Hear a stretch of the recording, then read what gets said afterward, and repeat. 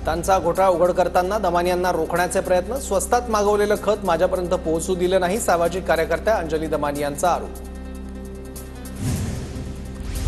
नैतिकतेच्या मुद्द्यावर धनंजय मुंडे राजीनामा का देत नाहीत, नाशिकमधल्या पत्रकारांचा अजित पवारांना प्रश्न। तर हा प्रश्न धनंजय मुंडेंनाच विचारा, अजितदारांचं उत्तर।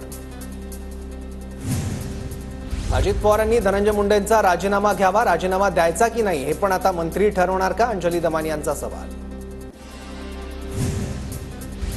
धनंजय मुंडेंचा राजीनामा द्यायचा का नाही याआधी कुणी द्यायचा हे ठरायला हवं। संतोष देशमुख हत्या प्रकरणात वाल्मिक कराड निकटवर्ती असल्यानं मुंडेंच्या राजीनाम्यावर संजय राऊतांची टीका।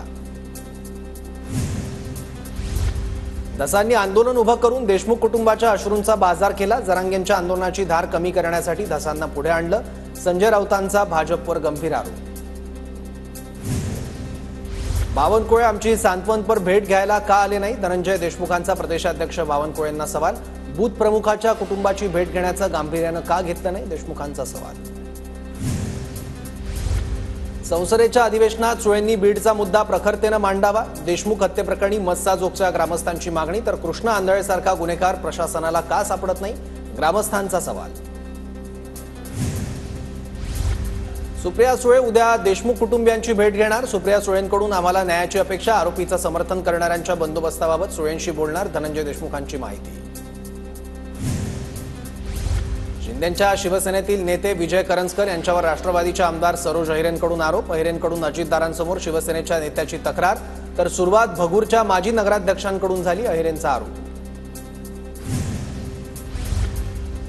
आम्ही कुणाच्या धमक्यांना भीक घालत नाही, भगूर नगरपालिकेनं सगळा प्रस्ताव तयार केला, कुणा एका आमदाराचं काम नाही, विजय करंजकर यांचा सरोज अहिरे यांच्यावर पलटवार। आमदारांकडून ठेकेदारांना धमकावलं गेलंय, तुझी चौकशी लावेल असं म्हटलंय शिवसेना शिंदे गटाचे नेते विजय करंजकर यांचा सरोज अहिरेंवर जाहीर आरोप।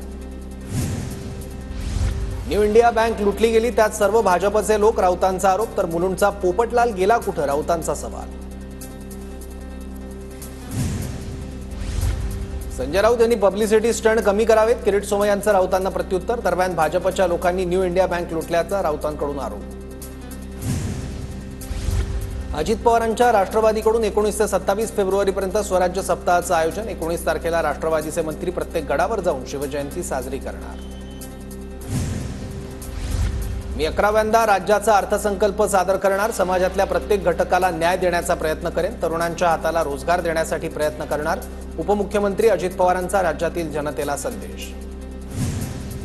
अजित पवारांचे आजचे सर्व नियोजित कार्यक्रम रद्द, तब्येत बरी नसल्यानं कार्यक्रम रद्द झाल्याची माहिती। पक्षाच्या मोर्चे बांधणीसाठी शरद पवारांनी बोलावली बैठक, निवडणुकांबाबत शरद पवार 28 फेब्रुवारीला आढावा घेणार, पवारांचे आमदार खासदार मुंबईतील बैठकीला उपस्थित राहणार। येत्या 28 फेब्रुवारीला शरद पवारांच्या राष्ट्रवादीचा सुप्रिया सुळेंच्या नेतृत्वात पालिकेवर मोर्चा संदर्भात मुंबईमधील कार्यकर्त्यांसोबत बैठक, प्रदूषण, आरोग्याच्या समस्या अशा विविध विषयांवर पालिकेला जाब विचारणार। रायगड नाशिकच्या पालकमंत्रीपदाचा प्रश्न तात्काळ सोडवावा, आमदार महेंद्र दळवी यांची सरकारकडे मागणी। तर येत्या सोमवारपर्यंत भरत गोगावले पालकमंत्री होतील, दळवींना विश्वास।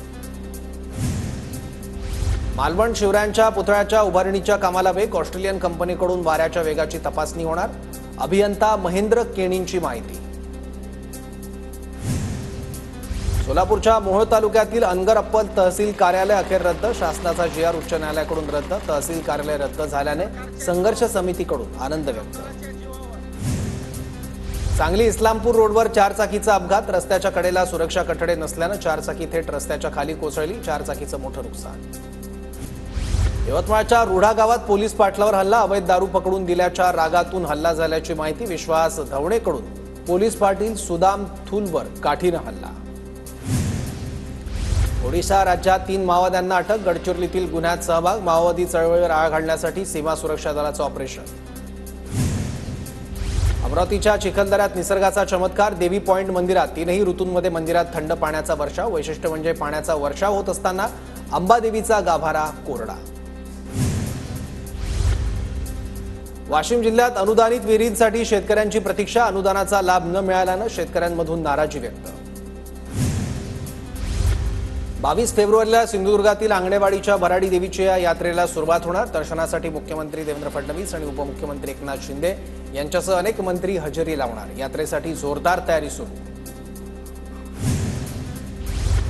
वर्ध्यात वर्धिनी मिनी सरसचं आयोजन पालकमंत्री पंकज भोयऱ्यांकडून बचत गटाच्या स्टॉलची पाहणी पंकज भोयऱ्यांनी सपत्नीक घेतला जेवणाचा आस्वाद हिंगोलीच्या छत्रपती शिवाजी महाराज पुतळा परिसरात आकर्षक विद्युत रोषणाई परिसर उजळला परभणीच्या जिंतूर रस्त्याला भेगा रस्त्याच्या दुरुस्तीचं काम सुरू दुरुस्तीच्या कामामुळे वाहतूक कोंडी वाळूच्या टिप्परखाली चिरडून सोलापूर पुणे महामार्गावर दुचाकीस्वार ठार सोलापूरच्या अरण गावाजवळची दुर्दैवी घटना वाळू वाहतुकीचा प्रश्न ऐरणीवर जळगावच्या पारोळ्यातील कुटीर रुग्णालयात मोफत कर्करोग निदान शिबिराचं आयोजन तज्ज्ञ डॉक्टरांकडून रुग्णांची तपासणी